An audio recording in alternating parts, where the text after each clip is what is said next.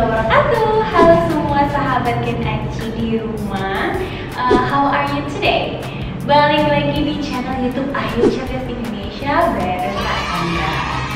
Alright adik-adik, nah di video kali ini Kak Sandra mau langsung aja ya, mau bahas nih tips-tips buat adik-adik sekalian yang pingin banget belajar bahasa Inggris tapi nggak tahu nih cara-caranya atau langkah-langkah pertama yang harus dilakukan supaya bahasa Inggrisnya tuh ada peningkatan atau ada improvement gitu ya. Alright, tips yang pertama dari Kak Sandra yaitu adalah mendengarkan lagu bahasa Inggris.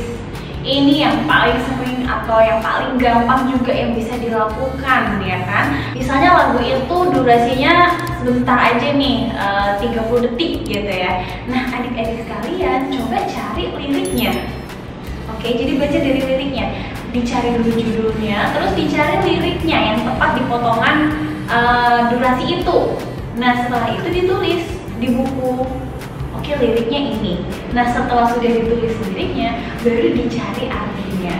Nah dari situ hal yang bisa didapatkan itu satu, kita bisa tahu cara pengucapan katanya, karena kan kita denger ya lagunya, terus kita tahu liriknya. Oh jadi kata ini penyebutannya seperti ini nih gitu. Nah dari situ kita tahu pelafalan sebuah kata. Kemudian yang kedua, kita juga bisa tahu artinya. Jadi dari lagu kita bisa dapat 2 poin, pelafalannya, kemudian artinya gitu. Nah kalau lagu itu kan gampang ya dihafalin, sehingga nanti itu akan membekas di otak kita. Oke, kalau misalnya kata ini artinya ini, karena kita sudah pernah research, kita sudah pernah cari, kita sudah pernah artikan. Nah nanti itu insya Allah akan melekat di otak kita. Itu adalah tips yang pertama dari Kak Sandra. Oke, tips yang kedua yaitu dengan nonton film yang berbahasa Inggris. Oke, jadi sebenarnya dengan nonton film bahasa Inggris itu juga bisa mengasah kemampuan kita dalam mengolah kata. Dari nonton film juga kita bisa tahu pelafalan atau pengucapan sebuah kata. Nah biasanya kalau adik-adik sekalian nonton film bahasa Inggrisnya pakai terjemahan bahasa Indonesia, nah coba sekarang terjemahannya diganti ke bahasa Inggris. Loh kak, kan mereka ngomongnya bahasa Inggris, kok tulisannya juga harus pakai bahasa Inggris artinya? Nah supaya kalian tahu, oh kalau yang terdengar seperti ini ternyata tulisannya seperti ini gitu. Nah kalau kita pakai subtitlenya itu bahasa Indonesia, telinga kita jadi tidak bekerja secara maksimal gitu, karena kita udah tahu nih, oh kok bla bla bla bla bla itu artinya, ya udah kita fokus ke subtitle bahasa Indonesianya. Tapi kalau kita pakai subtitle bahasa Inggris, nah kita telinganya semakin dipertajam gitu ya pendengarannya, terus kita juga sambil memperhatikan tulisannya gitu. Karena kadang itu nggak kadang ya, emang bahasa Inggris tuh banyak sekali tulisannya apa, bacanya apa gitu ya. Bacanya terdengarnya seperti ini, oh ternyata tulisannya seperti ini. Nah mulai sekarang coba diasah adik-adik untuk nonton film bahasa Inggris pakai subtitle bahasa Inggris. Nah selanjutnya tips yang ketiga yaitu menerapkan sistem one day one word. Apa itu kak maksudnya? Jadi sistem one day one word itu adalah menghafal ya, menghafal satu kata dalam satu hari. Misalnya kalian baca ingredients atau komposisi di suatu snack gitu ya pakai bahasa Inggris. Ini apa nih? Kok ada komposisi yang aneh nih? Ini bahasa Inggris ya? Nah, coba dicari satu kata aja ya, satu kata dulu.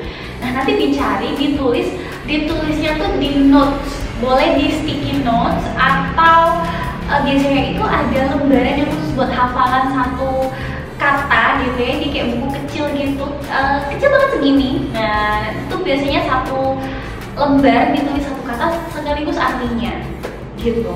Kalian hafalin tuh. Nah one day one word, one day one word. Kalian harus hafal ya, bener-bener harus hafal satu kata itu pada hari itu juga, harus di luar kepala udahan. Nah besoknya temukan lagi kata baru, seperti itu seterusnya. Oke. Nah selanjutnya tips yang keempat itu ada membuat buku kalian dalam bahasa Inggris. Buku harian seperti apa itu? Buku hariannya ya bisa jadi tentang perasaan kalian ya. Cuman kalau saran Kak Sandra, buku hariannya itu coba berisikan ya beberapa poin dari yang Kak Sandra akan mau jelaskan nih. Yang pertama misalnya how's the weather? Jadi bagaimana cuaca hari ini? Nah itu ditulis di buku harian kalian. Apakah cuacanya sunny, or rainy, cold, hot, or whatever. Tergantung cuaca pada hari itu.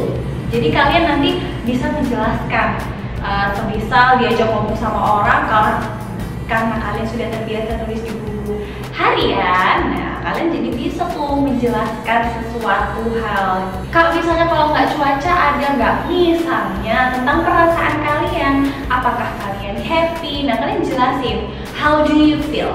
Jadi di buku hariannya tuh ada poinnya gitu ya. Kalian tulis misalnya mau kasih topik how do you feel untuk hari ini. Tulis aja how do you feel. Lalu jelaskan perasaan kalian seperti apa hari ini.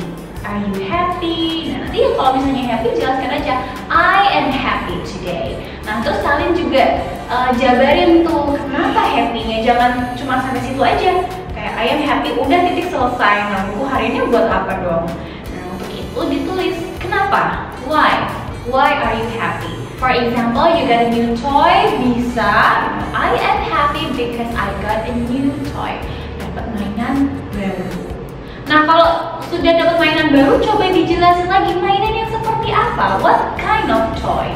Misalnya car toy, mobil-mobilan. Nah kalau sudah sampai situ, jelasin lagi. Jadi semakin detail tuh. Warna mobilnya apa? Terus mobilnya pakai remote atau enggak, ada baterainya atau enggak, nah itu bisa dijelasin sedikit demi sedikit gitu. Jadi kalau di buku harian itu coba jelaskan sesuatu secara detail. Kalau misalnya bukan tentang perasaan, bukan tentang cuaca, ada lagi nggak yang lain? Misalnya tentang hewan juga nggak apa-apa. Misalnya hari itu kalian ketemu kucing yang amat lucu, ya udah ceritakan aja. I see a cat. Terus bagaimana catnya? Nah itu dirangkai satu persatu. Mungkin kalian akan kesusahan buat mencari atau merangkai kata bahasa Inggrisnya.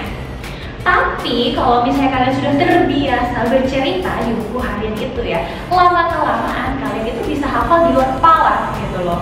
Oke, aku akan membahas ini setelah ini. Aku akan menceritakan warnanya sekarang. Setelah warna nanti teksturnya, setelah teksturnya nanti bagaimana kebiasaannya dia, kayak gitu. Misal ya kalau misalnya tentang hewan ya, jadi kalian sudah terbiasa berpikir secara detail. Jadi kalau ngomong gak akan kesusahan. Oke, yang kelima yaitu ada membuat jadwal latihan yang konsisten. Jadi harus konsisten. Consistency is very important. Jadi kalau misalnya kalian sudah, misal yang tadi ya udah mengumpulkan one day one word, ada buku harian bahasa Inggris juga, kemudian sudah mencatat lirik ataupun potongan kalimat di sebuah film gitu ya, lagu atau film. Nah, mungkin jadwal latihan kalian itu coba dibuat 1 minggu sekali.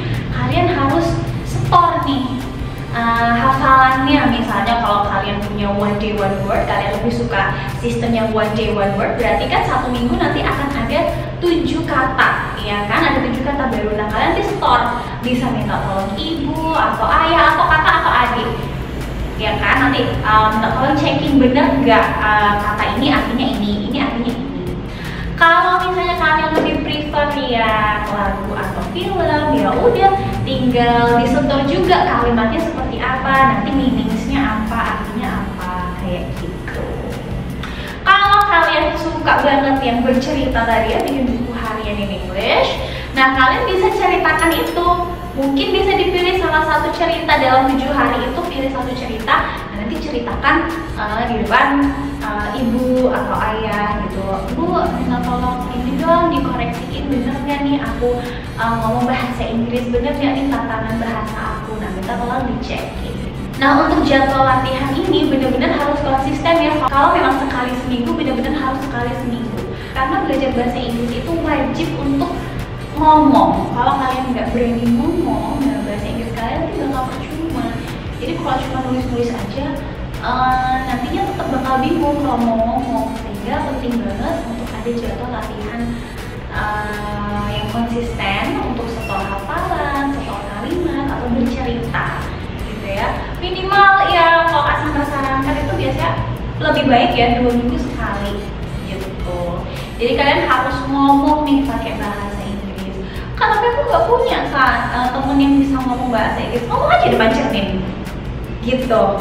Misalnya kalian pengen ngobrol apa gitu, ya coba aja ngomong depan cermin, menirukan gitu. Misalnya SpongeBob tadi sore ngomong apa, nah coba diulang-ulang di depan cermin. Nanti akan terbiasa.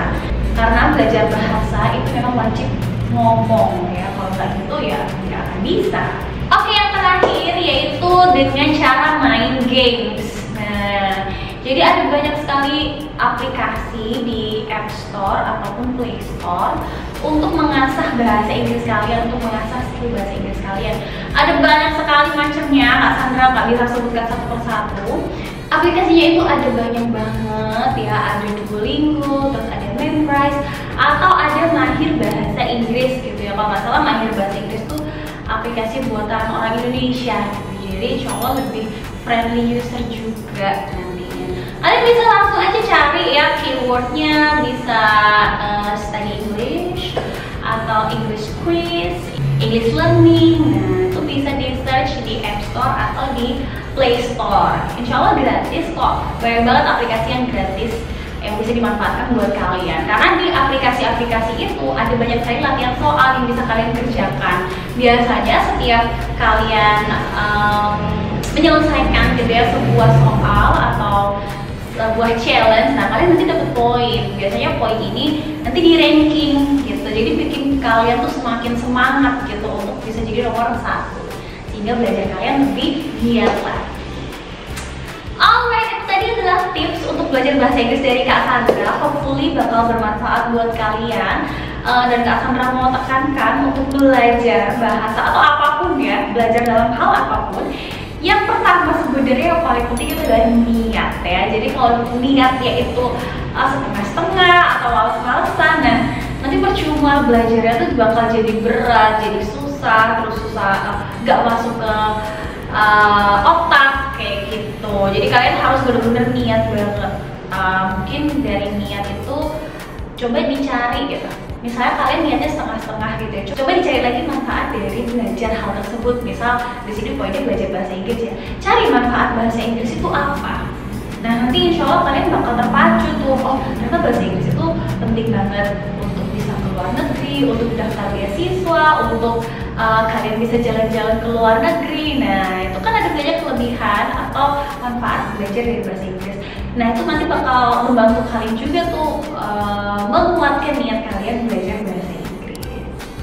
Alright, thank you so much for watching this video. Jangan lupa yang belum subscribe, give us subscribe and share this video to your friends as well, supaya mereka juga gak ketinggalan materi dari Kak Sandra di video kali ini. Kita ketemu lagi di lain video ya. Bye bye. Assalamualaikum.